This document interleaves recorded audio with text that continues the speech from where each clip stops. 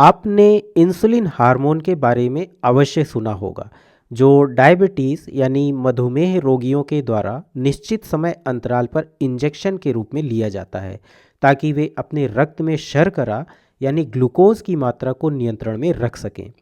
लेकिन क्या आप जानते हैं कि डायबिटीज़ से पीड़ित व्यक्ति जो इंसुलिन लेते हैं, वह हमें कहाँ से प्राप्त होता है?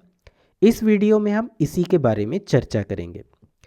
तो 20वीं शताब्दी के आरंभिक वर्षों में जब वैज्ञानिकों ने यह पता लगाया कि इंसुलिन का इंजेक्शन मधुमेह रोगियों में रक्त शर्करा के स्तर को नियंत्रित कर सकता है, तब उनके सामने यह प्रश्न उत्पन्न हुआ कि इसके लिए इंसुलिन कहाँ से प्राप्त किया जाए, क्योंकि इंसुलिन मानव शरीर के भीतर बनने वाला एक हार्मोन है। इसलिए मानव इंसुलिन पर्याप्त मात्रा में उपलब्ध ना होने के कारण डायबिटीज़ रोगियों के लिए इंसुलिन की उपलब्धता सुनिश्चित करना वैज्ञानिकों के सामने एक प्रश्न था। इस समस्या के समाधान के लिए वैज्ञानिकों का ध्यान पशुओं की ओर गया और उन्होंने पशुओं के शरीर से इंसुलिन निकालकर इसे मधुमेह रोगियों के लिए उपयोग में लाने का विचार किया। इसके बाद जब वैज्ञानिकों को यह ज्ञात हुआ कि पैनक्रियास यानी अग्न्याशय ही वह अंग है जो इंसुलिन का उत्पादन करता है, तब गायों और सुअरों जैसे पशुओं के अग्न्याशय से इंसुलिन को निकाला जाने लगा और इसे बड़े पैमाने पर मधुमेह रोगियों के लिए दवा के रूप में दिया जाने लगा। लेकिन पशुओं से प्राप्त इंसुलिन मधुमेह रोगियों के लिए बहुत अच्छा विकल्प नहीं था, क्योंकि यह पूरी तरह से मानव शरीर में बनने वाले इंसुलिन के समान नहीं था। इसलिए यह मानव शरीर में बहुत प्रभावी सिद्ध नहीं हुआ और लोगों को प्रायः इससे एलर्जी जैसी समस्याएं भी होती थीं। इसके अतिरिक्त पशुओं से इसे प्राप्त करने की प्रक्रिया अत्यधिक खर्चीली थी और इसके लिए बहुत सारे पशुओं की हत्या भी करनी पड़ती थी। ठीक है। इसके बाद कई दशकों तक वैज्ञानिक इंसुलिन प्राप्त करने के बेहतर विकल्पों की तलाश करते रहे और फिर 1980 के दशक में पहली बार आनुवंशिक इंजीनियरिंग के माध्यम से रिकॉम्बिनेंट डीएनए टेक्नोलॉजी यानी पुनर्योगज डीएनए प्रौद्योगिकी का उपयोग करके कृत्रिम मानव इंसुलिन का निर्माण किया गया, जो कि मानव शरीर के प्राकृतिक इंसुलिन के समान था। यह खोज मधुमेह से प्रभावित लाखों लोगों के लिए वरदान सिद्ध हुई और इससे मधुमेह का प्रभावी नियंत्रण संभव हो सका। अब चलिए समझते हैं कि वैज्ञानिकों ने आनुवंशिक इंजीनियरिंग का उपयोग करके कृत्रिम मानव इंसुलिन कैसे बनाया। लेकिन यह समझने के लिए चलिए पहले इंसुलिन की संरचना को देखते हैं।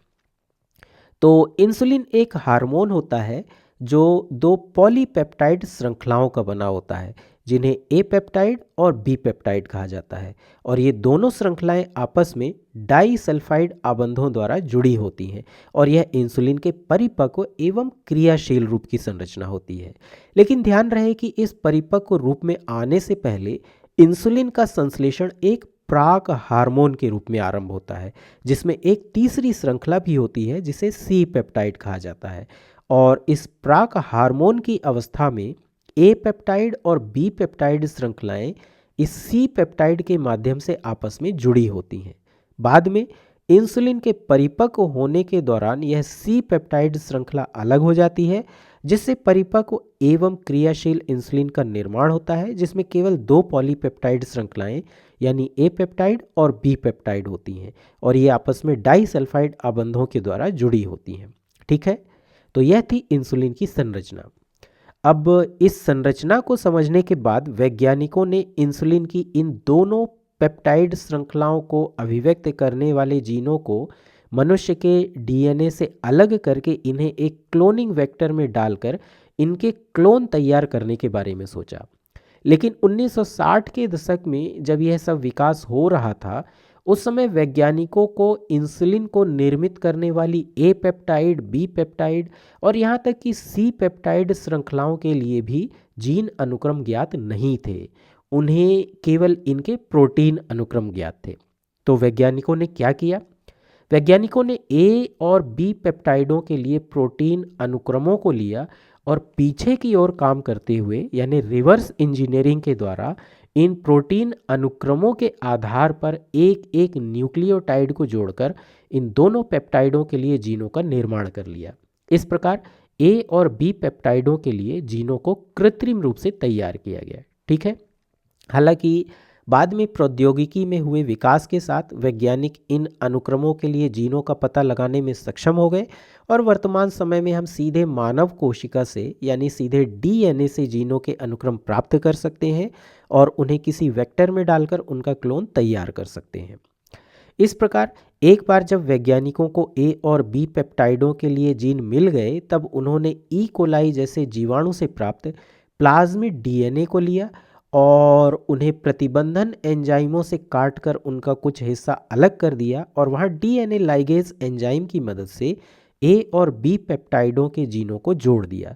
इसके बाद वैज्ञानिकों ने इन पुनर्योगज प्लाज्मिड डीएनए को ई कोलाई जीवाणु कोशिकाओं के अंदर प्रविष्ट करा दिया और इस ई कोलाई कल्चर को एक वृद्धि माध्यम में संवर्धित किया। इस प्रकार जब ये ई कोलाई कोशिकाएं संवर्धित हुईं जिनमें ए और बी पेप्टाइडों के जीन जुड़े थे, जब ये कोशिकाएं संवर्धित हुईं और इन्होंने अपनी ढेर सारी प्रतिकृतियां बनाई, तब इनमें जोड़े गए ए और बी पेप्टाइडों के जीनों की भी ढेर सारी प्रतिकृतियां बन गईं। इसके बाद वैज्ञानिकों ने इन प्रतिकृतियों से ए और बी पेप्टाइडों का निष्कर्षण किया और कुछ विशिष्ट उत्प्रेरकों की उपस्थिति में इनके बीच डाइसल्फाइड आबंध निर्मित किए, जिससे अंततः हमें मानव इंसुलिन का सक्रिय रूप प्राप्त हो गया। आनुवंशिक इंजीनियरिंग के द्वारा निर्मित होने के कारण इस मानव इंसुलिन को यानी इस ह्यूमन इंसुलिन को ह्यूम्युलिन भी कहा गया। ठीक है, आनुवंशिक इंजीनियरिंग के द्वारा निर्मित यह ह्यूम्युलिन मानव शरीर के भीतर प्राकृतिक रूप से बनने वाले इंसुलिन के बिल्कुल समान था और इसलिए यह मनुष्यों में मधुमेह के नियंत्रण में अत्यधिक कारगर सिद्ध हुआ। वर्तमान समय में हम इसी तरीके से मानव इंसुलिन का निर्माण करते हैं और चिकित्सक मधुमेह रोगियों को एक निश्चित समय अंतराल पर इसे इंजेक्शन के रूप में लेने की सलाह देते हैं।